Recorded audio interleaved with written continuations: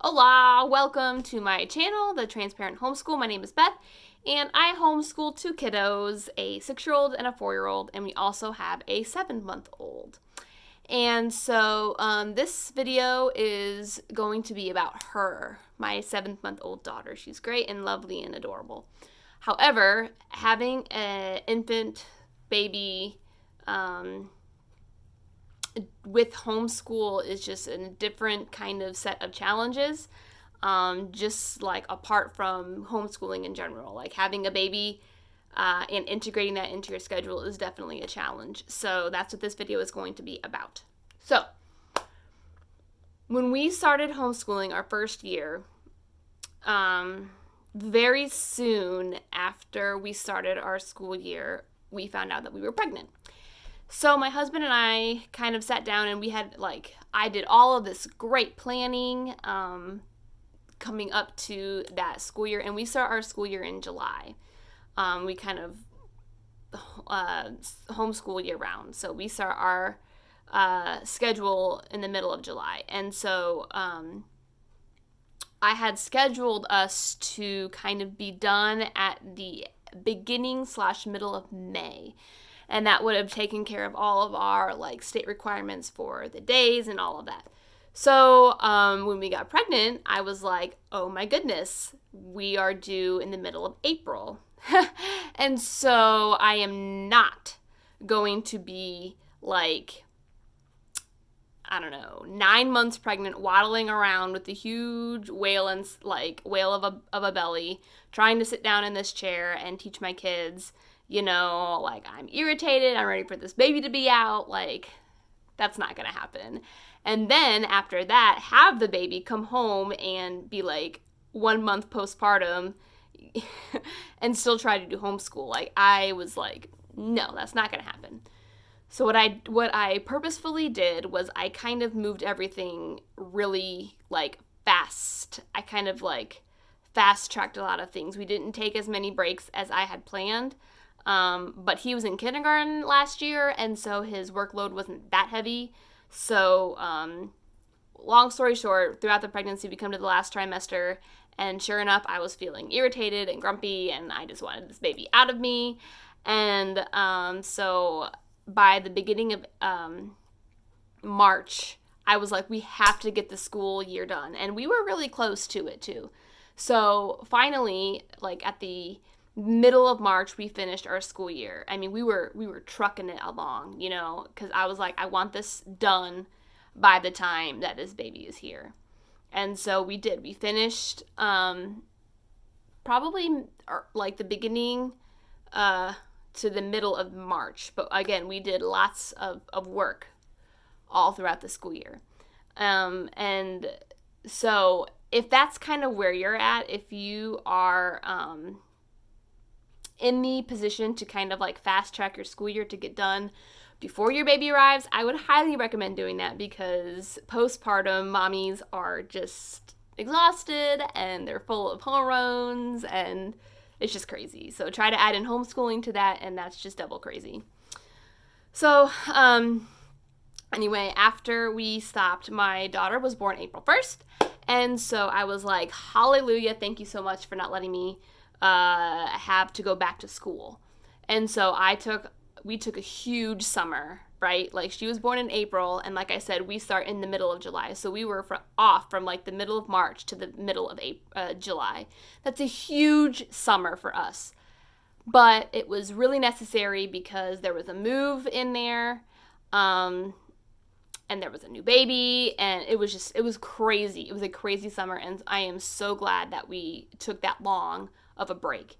So that kind of brings me to my next point, okay? So, if you just had a baby and you're like, how do I homeschool and have a baby? Well, I'm nursing, or I'm doing bottles every 2 hours, whatever it is, I'm changing diapers, the baby always wants me to carry them.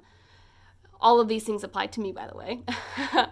My daughter rarely likes to be put down. So, I'm going to give you tips on what to do.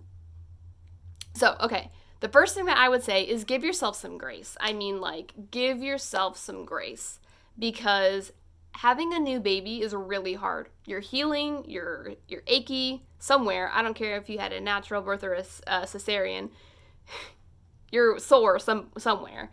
And just you're nursing all the time, and you're bottle feeding all the time, you're changing diapers all the time. The only good thing going for newborns is that they sleep a lot. And so that's kind of what you got going for you. So what I would do is when we had the newborn stage kind of over with, we were still kind of in the summertime. So she did sleep, again, all of her newborn months. And so come to about 3 or 4 months old, what we started to do when we started having school was we worked our school kind of around her nap time. So she was taking, around 3 months, I start kind of, I don't want to say sleep training, but like we kind of start the sleep schedule, kind of more of these dedicated sleep times and then awake time, sleep time, awake time. So we did a morning nap and an afternoon nap. Those are her naps, and then she goes to bed later. But, so her nap times are from like 9 to 9:30 to 10:30, 11, depending just on when things go and how tired she is. And so that chunk of time, that's like right after breakfast, okay? So we do breakfast, and then we go right into brushing our teeth and changing our clothes.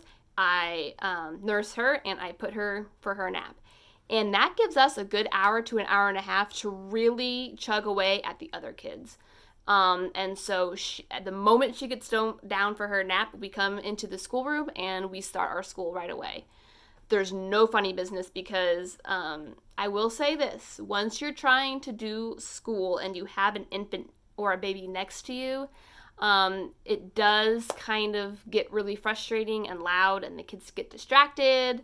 And so if you can get done as much schoolwork as you can when they're napping, that's kind of the best thing I have found that works for me. And the other thing that worked when she was just out of the newborn phase and kind of starting to get a little bit more independent was wearing. I wore her so much during school. I mean, I did have to stand a lot more, but it kept her calm and not really like screaming all the time. And so I felt that really helped kind of to transition from the sleeping all the time to the more independent babyhood. And so again, she's now 7 months old, and so this is her schedule.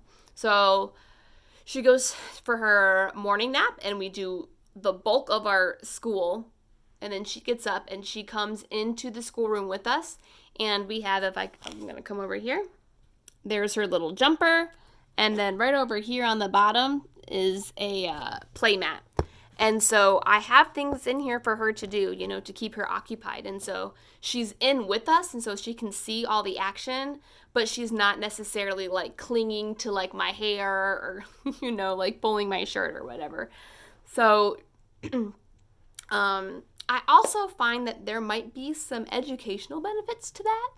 I'm sure there's some kind of research somewhere, but like, is there anything wrong with having your newborn in there listening to you teach somebody how to read, or like teaching your son or your daughter like their addition facts or anything like that? I don't think so. I think that's great. Who knows? She might turn out to be a genius. But so that's just what I found, is that to have stuff for her to do when she's in here, that's also a plus for me. But we have had to keep our schedule flexible. I mean, it's taken 7 months, guys, to get to this point now where it's like, okay, I think we finally have a family rhythm. Like, we have kind of this groove to us, and it works. It works out great. So keep your schedule flexible, but also try and, as best you can, plan your school around your baby. Now, cluster feeding and teething, I can't do anything about that. I wish that I could. Like 2 weeks ago, we were going through a teething episode, and it was awful. It was awful, guys. Ugh. She was up every 45 minutes to an hour at night. So I was getting 0% sleep, and it was like, okay, the first person that gets 2 plus 2 wrong is gonna go to the room for eternity. But like, those kinds of things, babies do that. And again, you have to be flexible. So like 2 weeks ago, we were doing like barely anything. Again, we went back to that minimum viable day. What is enough that I can do today to make it feel like a success? Oh, okay. We're going to do that because mommy's exhausted. But again, give yourself grace and keep up with flexibility. So it's kind of like a juggling act, So those are kind of just the things that I would say as far as like advice. Try and include your baby as much as you can to where they're not a distraction. Have things for them to do like around the space. But then definitely work around nap times and keep your schedule flexible if your baby does wake up and is like super cranky or super grumpy or just like out of this world clingy that day. Just be flexible with that because, eventually that phase is going to end and then your child's going to go into a new stage. So thankfully, I have not been in the toddler stage yet. Oh my goodness, I'm dreading it. I don't know what I'm going to do. But that will be a different video when I figure that out. So keep your schedule flexible, work around your baby's naps, give yourself grace, just keep it on. Like, keep it on, guys. I don't care if you're a homeschooling dad watching your kids or homeschooling mom. I don't know who you are or what your family circumstances, but give yourself some grace. Like, homeschooling is hard enough. There are expectations placed on us that are just ridiculous, but yet somehow we like feel that we have to fulfill them. But then you add in a newborn or a baby, and it just kind of just throws everything like through the loop. It just is. They're awesome, and they're a complete blessing from the Lord. But they really mess up any sense of schedule that you had. Everything has to be new, and you have to work your homeschool into new babyhood, and then you'll find your rhythm, and then it goes. So be flexible. Work around naps, give yourself some grace, and include your baby. That's really all I got. Those have kind of worked for us so far, but again, we are just at 7 months, and so she's not crawling, she's not walking, she's still very much mobile. Well, she does roll, and the kids just love it. She'll go from like one side of the room to the other, and it's like, how'd she get over there? And they're like, oh, she rolled over. I was like, oh. Anyway, sorry. But for right now, that's kind of where we are. We're in this really good, like, golden stage where she's sleeping twice a day and she's still, like, she's not moving, per se. Like, she's not crawling or walking. And so when that comes, that's going to be just, like, a whole new thing that I have to kind of, again, be flexible and give myself grace and kind of just go with the flow. But we're not there yet, thank the Lord, but we will be very soon, I'm sure. So anyway, thank you for watching, and if you have any more tips of how you guys homeschool with babies, like, let me know, because I'm always looking for stuff that will make our schedule way more easy or like way more effective as far as like juggling babyhood and homeschooling too. I'm willing to try anything, so if you have any advice or suggestions, please let me know. And I will see you in my next video. Bye!